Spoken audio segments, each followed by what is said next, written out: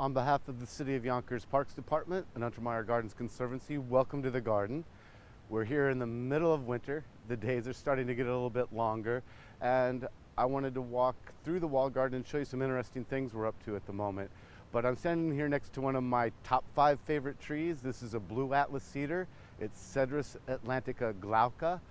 This plant is from the mountains, the Atlas Mountains in Morocco.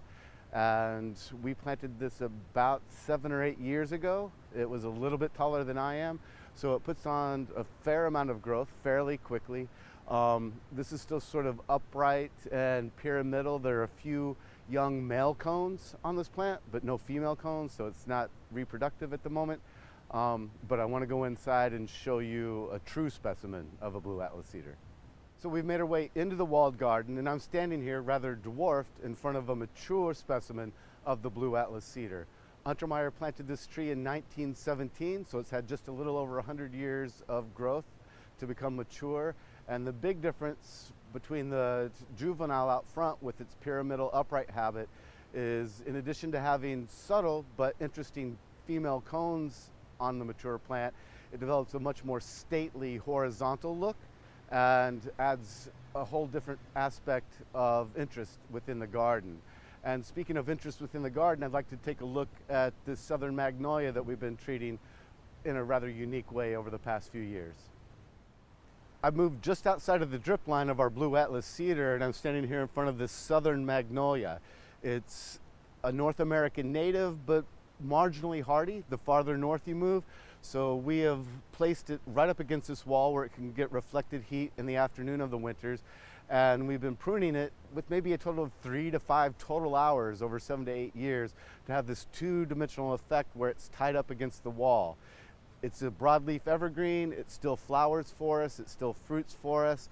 And it'll be an interesting project in the border as we move through the years.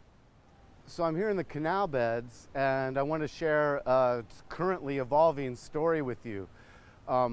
Generally, we plant spring tulips and summer annuals in these beds, and in the fall, we plant our spring tulips again.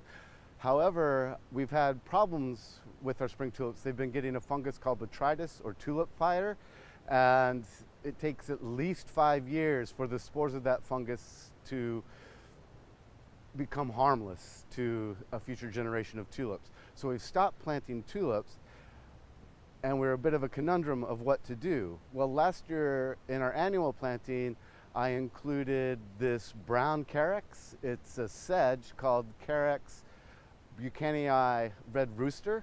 I really wanted that fine texture and that red-brown color throughout the bed. One thing that's fun about this plant, when it dies, you can't really tell, and it still looks good in the borders.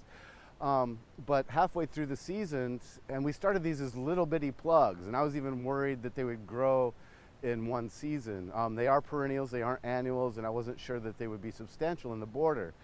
However, you can see that they really pushed nicely, and they served well as a foil for all our flowers and more broadleaf plants throughout the border.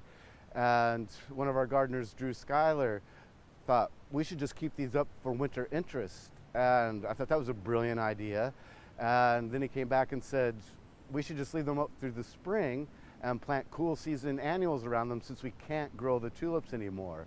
So that's what we're in the process of doing right now, is that we're ordering all our seed and looking at local nurseries for what could be spring interest cool season plants. So that would be lettuces and mustards and snapdragons and calendulas and all those pansies even, all those really early cool season annuals that you can find out at the nurseries or grow quite easily from seed. And we're going to leave these Carex in the ground that carry us all the way through spring.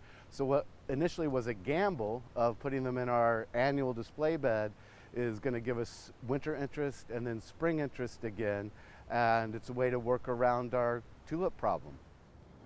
So as we finish up today, I just wanted to stop and show you some things that are really only visible in the winter landscape. In front of me is a branch from a smokebush or a Cotinus.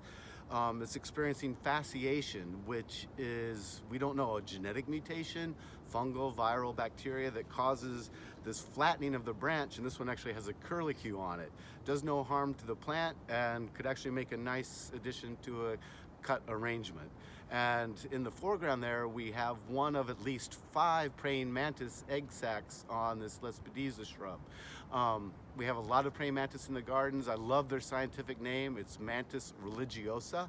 Kind of on the nose, but interesting Latin for the species. And granted, we don't know if praying mantis are really beneficial. They're kind of indiscriminate. They eat everything, but an interesting part of the winter garden as well. So thanks for walking around in January. Hopefully we'll come back next month and take another look at what's happening in the winter at Untermyer Gardens.